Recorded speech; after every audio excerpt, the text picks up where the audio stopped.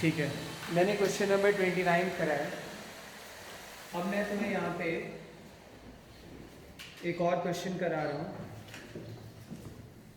ये पहले हम यहाँ पे आगे थोड़ी थ्योरी पढ़े है ना। हेडिंग डाला प्रिंसिपल ऑफ सुपरपोजिशन। हमने सुपरपोजिशन जो है वो पढ़ा है, कहाँ पढ़ा है सुपरपोजिशन? SHM। दो SHM थे, x1 और x2। तो हम नेट कैसे निकालते हैं? हम कहते हैं कि भाई एक SHM x1 डिस्प्लेसमेंट दे रहा है, दूसरा SHM x2 डिस्प्लेसमेंट दे रहा है। अगर पहला SHM कोई फोर्स लग रहा है तो उस वक्त मान लो दूसरा नहीं लग रहा है, दूसरा लग रहा है तो मान लो पहला नहीं लग रहा है।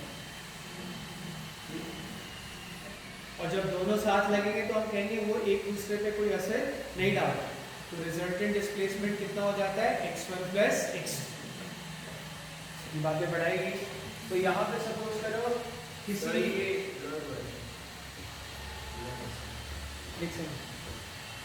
थोड़ा मैं लिख देता हूँ। सपोज करो कोई एक वेव है y1 is equal to a1 sine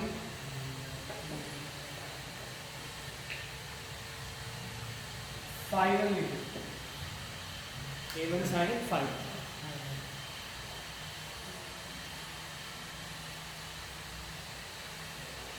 five उसका फेज, और जैसे फेज वेव का फेज क्या होता है? Omega t minus AS plus A। दूसरी वेव है वो है A साइन फाइव। स्ट्रिंग से दो तीन सोर्स जुड़े होंगे। हर सोर्स मान लो अकेले एक सोर्स y1 डिस्प्लेसमेंट कर रहा है, दूसरा सोर्स y2 डिस्प्लेसमेंट कर रहा है, तीसरा y3 कर रहा है। तो ऐसे n, और हमारे पास ये n डिस्प्लेसमेंट्स आ रहे हैं।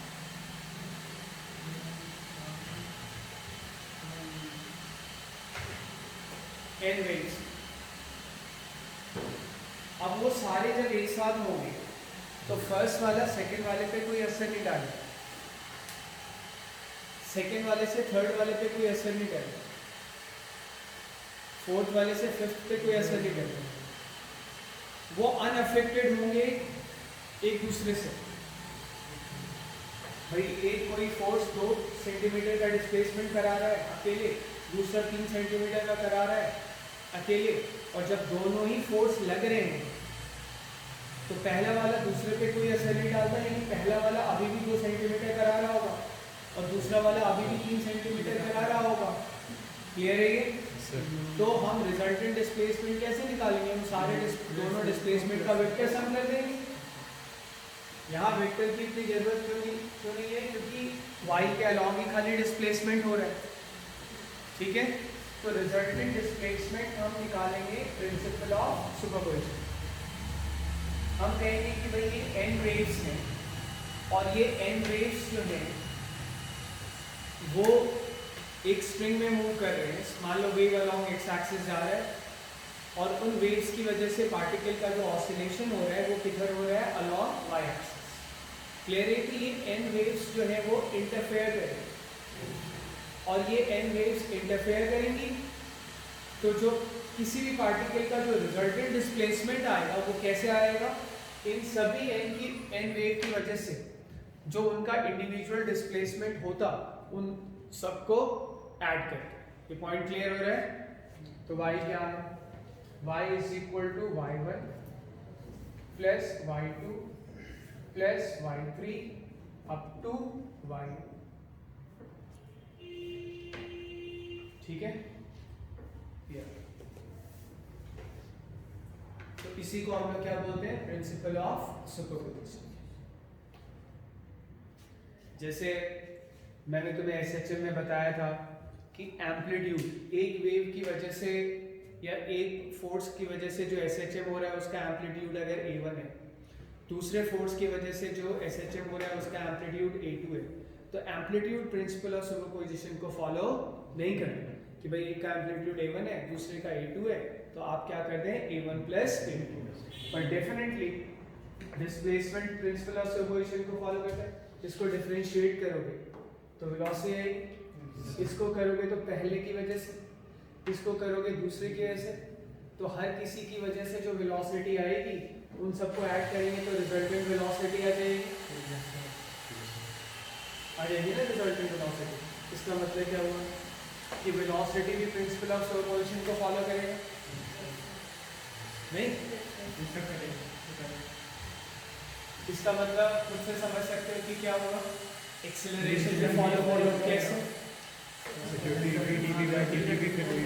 वेलोसिटी को डिफरेंशिएट करो, तो ये है ना, इसको डिफरेंशिएट करोगे एक बार तो क्या आएगा v is equal to v1 plus v2 plus v3, यानी जो n वेव्स हैं उनकी वजह से जो पार्टिकल की वेलोसिटी है, n वेव की वजह से जो पार्टिकल की वेलोसिटी है उन सबको ऐड करोगे तो रिजल्टेंट वेलोसिटी आ रही है। yes, और एक्सेलरेशन भी फॉलो करेगा नहीं? करेगा डिफरेंशिएट, फोर्स भी करेगा यस सर, क्योंकि मास मल्टीप्लाई कर दो बस, पर तुम देखोगे कि एम्पलीट्यूड नहीं करता है, हम देख चुके हैं ऑलरेडी SHM, और हम देखेंगे काइनेटिक एनर्जी भी प्रिंसिपल ऑफ सुपरपोजिशन फॉलो नहीं करता, ठीक है। पर अभी हम इसी पे फोकस करते हैं, ठीक है। तो what is principle of superposition? If there are more than one waves, सुन लो बाद में देखा करो वीडियो से फायदा, if there are more than one wave in a string, ठीक है, then the resultant wave can be obtained by adding all the individual waves. If there are more than one waves in a string, clear है ये? आ रही बात समझ में? तो वो वेव इंटरफेयर करेंगी तो रिजल्टेंट वेव कैसे आएगी? सारे इंडिविजुअल वेव्स को हम ऐड कर देंगे, लिख लो जाओ। सर जैसे मतलब एक हमने कोई वेव बनाई तो फिर जो दूसरी वेव होगी उसका मतलब उसके ऑफ कोर्स वेलोसिटी और इसका बिल्कुल अलग होगा। देखो वेव की वेलोसिटी तो किसकी प्रॉपर्टी, वेव की वेलोसिटी होती है वो तो स्ट्रिंग के पास पर यूनिट लेंथ पे डिपेंड करेगा और स्ट्रिंग में जो टेंशन है उस पर डिपेंड करेगा, सोर्स पे थोड़ी ना डिपेंड करेगा, क्लियर है ये? तो वेव की वेलोसिटी अलग बात है, यहाँ पे जो मैंने v1 v2 v3 लिखा था वो वेव की वेलोसिटी, वो तो पार्टिकल की वेलोसिटी, क्योंकि ये किसका डिस्प्लेसमेंट है? पार्टिकल का डिस्प्लेसमेंट। वेव की इक्वेशन का मतलब क्या होता है? वेव की इक्वेशन का मतलब होता है displacement of the particle situated at any x at any time t। Wave velocity तो बिल्कुल डिफरेंट बात होती है, इसलिए मैंने बार-बार इस पॉइंट को एम्फसाइज किया था पढ़ाते वक्त। और ये जो वेव की वेलोसिटी वो डिफरेंट वेव की डिफरेंट वेलोसिटी हो ही नहीं सकती। वेव किसकी प्रॉपर्टी होती है? मीडियम की। मीडियम में कितना टेंशन है और मीडियम का मास पर यूनिट लेंथ कितना है उस पर डिपेंड करता। कोई भी सोर्स ले आओ, कुछ भी ले आओ, जैसे अगर मान लो यहाँ पे हम साउंड वेव्स की बात करें तो अगर कोई जोर से बोले, कोई कुछ भी करे, साउंड जो प्रोपेगेट करेगा ना सबकी स्पीड से एयर, चाहे तुम किसी भी सोर्स से आवाज जनरेट कर, एक बार जो आवाज गई एयर में तो मीडियम की प्रॉपर्टी है, और मीडियम की प्रॉपर्टी है तो कोई भी बोल रहा हूं इंडिपेंडेंट ऑफ सोर्स उसी स्पीड से प्रोपेगेट करेगी। पर्टिकुलर वेव के पार्टिकल्स का रिजल्टेंट है, पर्टिकुलर वेव के, ये एक वेव है यार, ये दूसरी वेव है, ये तीसरी वेव है, ये nth वेव है, सारी वेव एक ही स्ट्रिंग में जा रही है, समझ रहे हो? तो फिर क्या होगा, सारी वेव एक ही स्ट्रिंग में जाएंगी तो हर वेव का मतलब क्या आता है? वेव पार्टिकल को ऑसिलेट कराती है, ऑसिलेशन की वजह से उसका एक डिस्प्लेसमेंट आता है, तो हर वेव की वजह से पार्टिकल का अपना एक डिस्प्लेसमेंट होगा, पर एक ही वक्त में पार्टिकल का 10 डिस्प्लेसमेंट तो हो ही नहीं सकता कि एक ही वक्त में पार्टिकल यहाँ भी हो, यहाँ भी हो, यहाँ भी हो ही नहीं सकता, तो उसका कुछ रिजल्टेंट डिस्प्लेसमेंट होगा। वो रिजल्टेंट डिस्प्लेसमेंट हम कैसे निकालेंगे, सबको ऐड करेंगे। क्या पूछना चाह रहे थे? तो आपने पार्टिकल बोला उसमें कंफ्यूज हो गया। हाँ, तो ये पार्टिकल का ही डिस्प्लेसमेंट, ये जो डिस्प्लेसमेंट है ये पार्टिकल का है। अलग अलग हाइट होगी और हाइट का जो सब मतलब हम निकालेंगे जैसे result। मान लो कोई वेव कह रही है इसको, एक पार्टिकल को कि भाई आप 2 सेंटीमीटर ऊपर जाओ, दूसरी वेव कह रही है आप 1 सेंटीमीटर नीचे आओ, तो रिजल्टेंट डिस्प्लेसमेंट 1 सेंटीमीटर होगा, पार्टिकल अपने इक्विलिब्रियम से 1 सेंटीमीटर ऊपर होगा। समझ रहे हो? ये अब कुछ क्लियर हुआ? Yes, sir।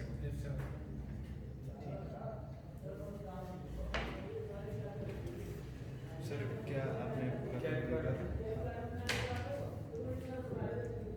If there are more than one waves in a string propagating in a string, if there are more than one wave propagating in a string,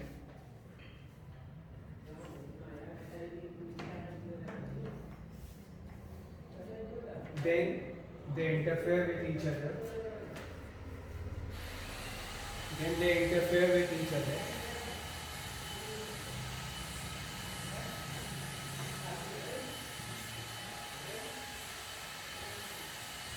And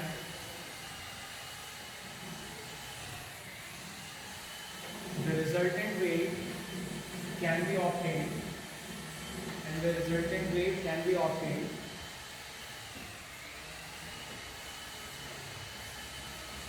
by adding all the individual waves.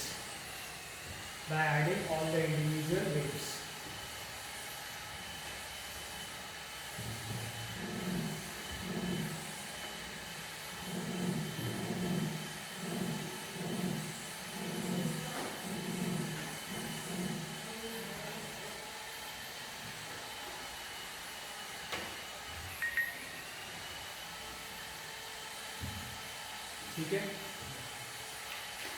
आया थोड़ा समझ में? Principal of superposition add कर रहे हैं, अभी तो तुम ऐसे मान लो ऐड कर, ठीक है।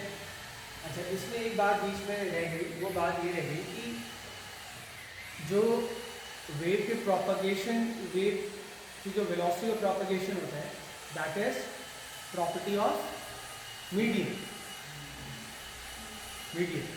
लेकिन जो फ्रीक्वेंसी होती है वो प्रॉपर्टी ऑफ सोर्स होती है।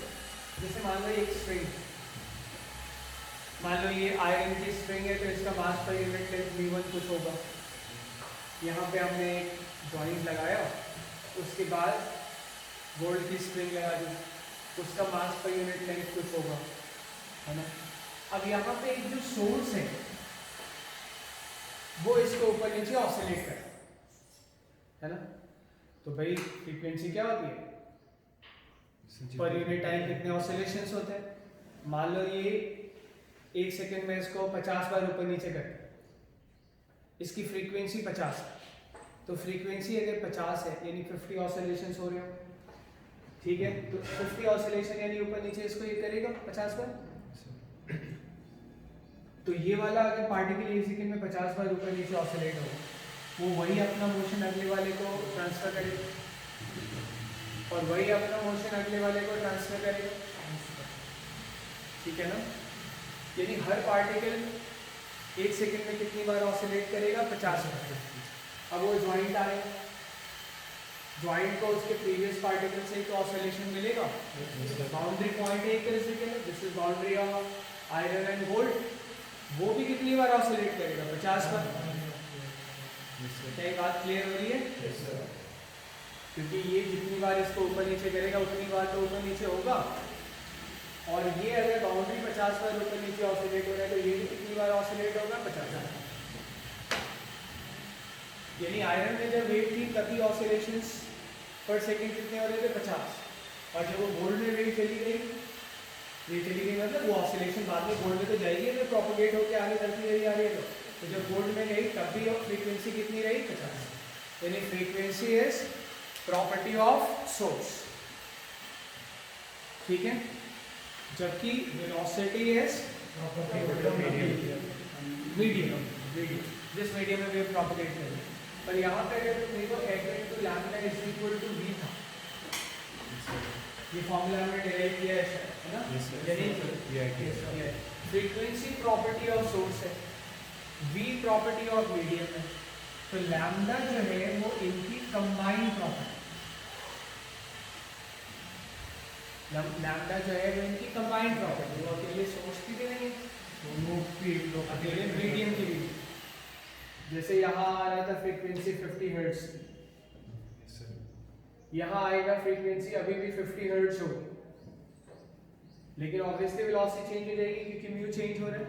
टेंशन हम सेम मान लेते हैं, भाई खींचा है स्ट्रिंग को तो टेंशन तो आयरन वाले और गोल्ड वाले दोनों में सेम ही होगा, तो अगर टेंशन सेम है तो वेलोसिटी का फॉर्मूला क्या होता है? वेलोसिटी का फॉर्मूला होता है √T/μ। तो टेंशन सेम है दोनों स्ट्रिंग में, अगर और म्यू अलग अलग है तो वेलोसिटी अलग अलग आ जाएगी, और अगर वेलोसिटी अलग अलग आ जाएगी, ठीक है, और फ्रीक्वेंसी वही है तो क्या होगा? लैम्डा लैम्डा अलग। अलग। तो भाई frequency is property of Frequency is the property of source, velocity of propagation is property of medium, lambda is the wavelength is property of medium and source. both source and medium.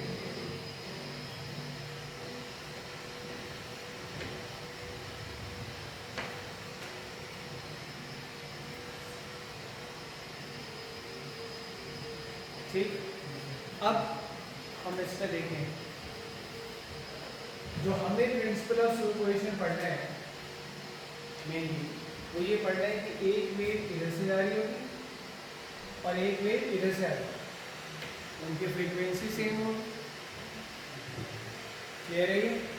और क्योंकि दोनों wave एक ही string में है तो obviously अभी बताया था वेलोसिटी ऑफ प्रोपगेशन वगैरह भी सेम होगा, क्लियर है ये?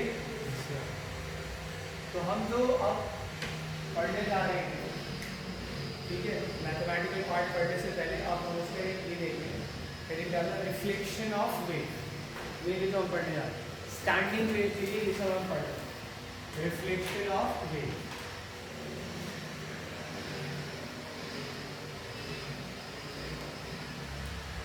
तो वेव जब भी रिफ्लेक्ट होगी ना, और हम बात करें यूनि डायरेक्शन, मतलब वेव एक्स एक्सिस के अलॉन्ग जा रहा है, तो रिफ्लेक्ट होकर किधर आएगा? नेगेटिव एक्स एक्सिस के अलॉन्ग आएगा। अभी हम 3 डायमेंशनल की बात करेंगे, वेव अगर एक्स एक्सिस के अलॉन्ग जा रहा है, मान लो स्ट्रिंग एक्स एक्सिस के अलॉन्ग है, तो वहाँ से रिफ्लेक्ट होकर किधर आएगा?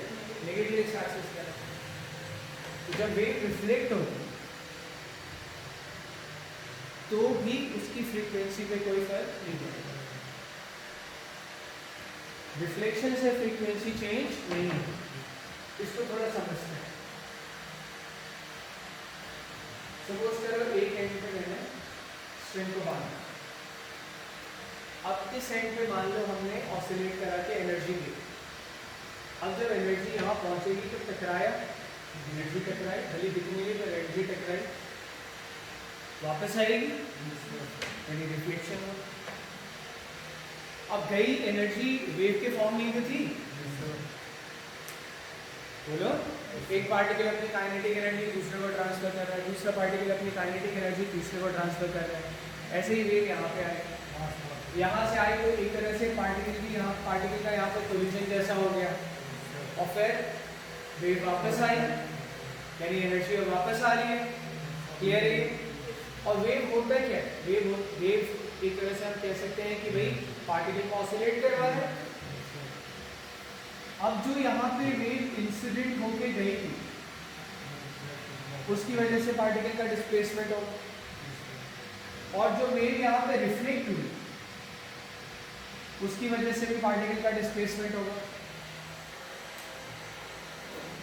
है ना? बोलो, पर ये वाला पॉइंट तो फिक्स है। इंसिडेंट वेव उससे क्या कह रही है? इंसिडेंट वेव उससे कह रही है कि भाई डिस्प्लेसमेंट होना चाहिए क्योंकि इंसिडेंट वेव वहाँ तक आ रही है, और रिफ्लेक्टेड वेव क्या कह रही है कि भाई डिस्प्लेसमेंट होना चाहिए, पर वो पॉइंट तो वॉल में फिक्स है ना, वॉल में फिक्स है, फिक्स एंड है ये, तो उसका डिस्प्लेसमेंट तो जीरो होना ही है हर हालत में। तो कैसे होगा जीरो? अब यहाँ पे दो तीन चीजें समझो।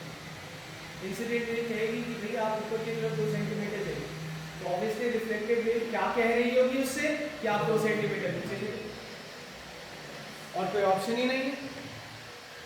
बोलो, उसका डिस्प्लेसमेंट जीरो होना रियलिटी, वेव की वजह से पार्टिकल का ऑसिलेशन होता है, ये भी रियलिटी। अब दोनों को कंसाइल कैसे करें? दोनों को कंसाइल ऐसे करेंगे, कहेंगे ठीक है इंसिडेंट वेव अगर इससे कह रहा होगा कि आप 2 मिलीमीटर ऊपर जाओ, तो रिफ्लेक्टेड वेव जब वापस आ रही है वो उस पार्टिकल से क्या कह रही होगी? आप 2 मिलीमीटर नीचे आ जाओ। तो plus two minus two net कितना हो गया? जीरो। इंसिडेंट वेव उसकी वेलोसिटी कितनी है? जीरो। इंसिडेंट वेव उससे कह रहा है आपकी वेलोसिटी ऊपर की तरफ 2 मीटर्स पर सेकंड है। रिफ्लेक्टेड वेव क्या कहेगा? आपकी वेलोसिटी 2 मीटर्स पर सेकंड नीचे। यानी इंसिडेंट वेव और रिफ्लेक्टेड वेव इस पॉइंट पे, सिर्फ इस पॉइंट पे, फिक्स एंड पे, आउट ऑफ फेज है। मैंने आउट ऑफ फेज का मतलब बताया था। आउट ऑफ फेज में डिस्प्लेसमेंट ऑपोजिट होता है, आउट ऑफ फेज में वेलोसिटी ऑपोजिट। तो at the fix end incident wave and reflected wave are out of phase. Out of phase में क्या फेज डिफरेंस होता है? टू पाई का ऑड टू पाई का ऑड नहीं, पाई का ऑड। टू पाई वेव है ना, क्या है? पाई का odd multiple. Out of phase में फेज डिफरेंस पाई के ऑड मल्टीपल के बराबर होता है। यानी पाई होता है, 3 पाई होता है, 5 पाई होता है। हम पाई बोलते हैं, ऐसा नहीं। यानी इस पॉइंट पे जहाँ पे वेव रिफ्लेक्ट हो रही है, फिक्स एंड पे जब वेव रिफ्लेक्ट होगी तो होगा ये कि उस पर्टिकुलर पॉइंट पे इंसिडेंट वेव, उसी पॉइंट पे, पूरी स्ट्रिंग की बात नहीं कर रहा, सिर्फ उस पॉइंट पे incident wave and reflected wave are out of phase. क्या ये पॉइंट क्लियर हुआ? अच्छा, अब देखें कि इंसिडेंट वेव और रिफ्लेक्टेड लिखेंगे एक से लिखे। अगला पॉइंट है इंसिडेंट वेव क्या कह रहे हैं? इंसिडेंट वेव अगर ऊपर गया, रिफ्लेक्टेड वेव नीचे आया। इंसिडेंट वेव वापस नीचे आया तो इसको वापस जीरो पे आना पड़ेगा। 0 + 0 तो 0 होगा। अब इंसिडेंट वेव नीचे जाता है तो रिफ्लेक्टेड वेव को ऊपर जाना पड़ेगा। अब रिफ्लेक्टेड इंसिडेंट वेव वापस से 0 आता है तो रिफ्लेक्टेड वेव को ऊपर से। जब एक ऑसिलेशन कंप्लीट हुआ इंसिडेंट वेव का, उतनी देर में रिफ्लेक्टेड वेव को भी एक ऑसिलेशन कंप्लीट करना पड़ेगा कि नहीं? बोलो, मेरी टाइम पीरियड सेम है, और अगर टाइम पीरियड सेम है तो फ्रीक्वेंसी सेम होगी। यानी incident wave and reflected wave की फ्रीक्वेंसी सेम होगी। रिफ्लेक्शन से कभी भी वेव की फ्रीक्वेंसी चेंज नहीं होती, ना ही रिफ्रैक्शन से चेंज होती, ना ही रिफ्रैक्शन से चेंज होती।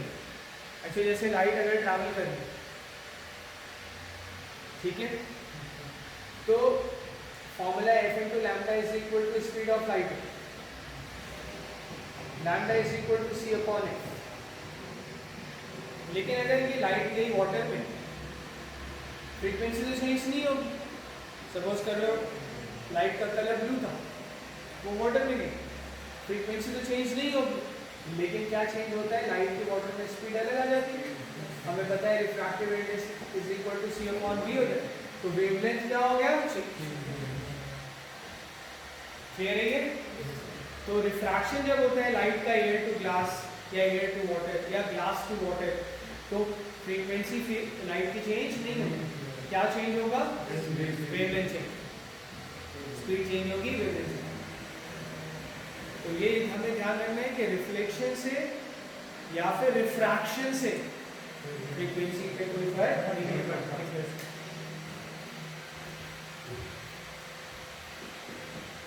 Frequency of, first point, frequency of reflected wave is same. Frequency of reflected wave is same as that of the incident wave. Frequency of reflected wave is same as that of the incident wave.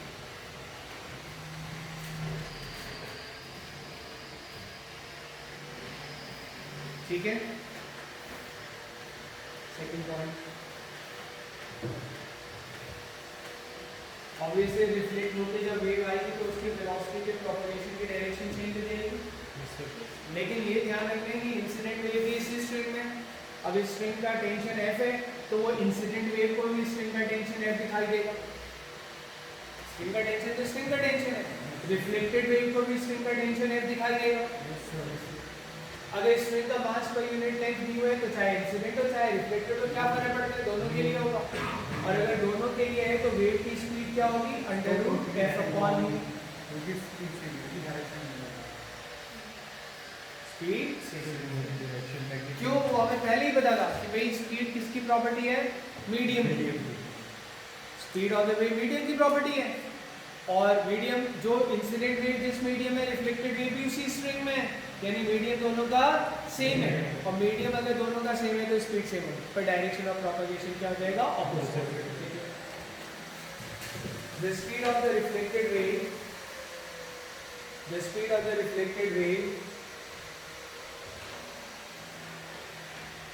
will be same as the speed of reflected wave will be same as the speed of incident wave. Same as the speed of incident wave. But the direction of propagation is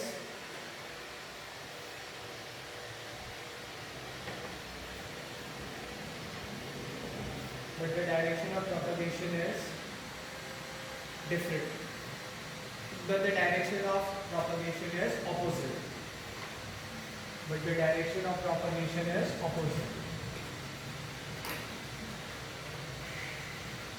ये भी हम देख चुके हैं कि frequency same है, लिख लिया है इसमें ना?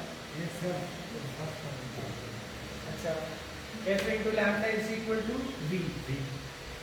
Lambda is equal to V upon F.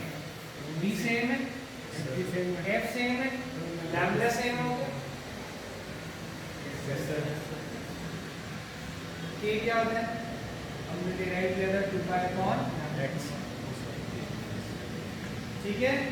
तो फिर लैम्डा सेम है तो ये भी सेम हो जाता है। ओमेगा क्या होता है, 2 पाई f। फ्रीक्वेंसी सेम है तो ओमेगा सेम, लिख लो। Next point, k, omega and lambda, k, omega and lambda, K, omega and lambda are also same. Also same मतलब रिफ्लेक्टेड और इंसिडेंट दोनों के लिए सेम। अब देखो, मैं मान के चल रहा हूँ यहाँ पे जब रिफ्लेक्शन हो रहा है तो एनर्जी का लॉस नहीं है, 100% रिफ्लेक्शन है। जितनी एनर्जी पर यूनिट टाइम जा रही है, टकरा रही है, उतनी energy per unit time reflect होके वापस आ रही है, यानी there is no loss in energy. अब लॉस इन एनर्जी नहीं है तो पावर भी सेम होगा, ठीक है। पावर सेम है तो एवरेज पावर भी सेम आएगा। ये बात क्लियर है तुम्हें? तो हम ये कह सकते हैं कि अगर 100% रिफ्लेक्शन हो रहा है, if 100% reflection takes place, that is there is no loss of energy, there is no loss of energy। अगर no loss of energy है, ठीक है, तो एवरेज पावर रिफ्लेक्टेड का वही होगा जो कि एवरेज पावर इंसिडेंट का होगा। एनर्जी सेम है तो पावर सेम होगा, पावर सेम होगा तो डिफरेंट पावर सेम है, जितनी पावर टकरा रही होगी वापस आ रही। तो अगर इंस्टेंटेनियस सेम है तो एवरेज तो सेम होगा ही होगा। तो अब यहाँ पे अगर हम देखें तो पावर का फॉर्मूला हमें पता है,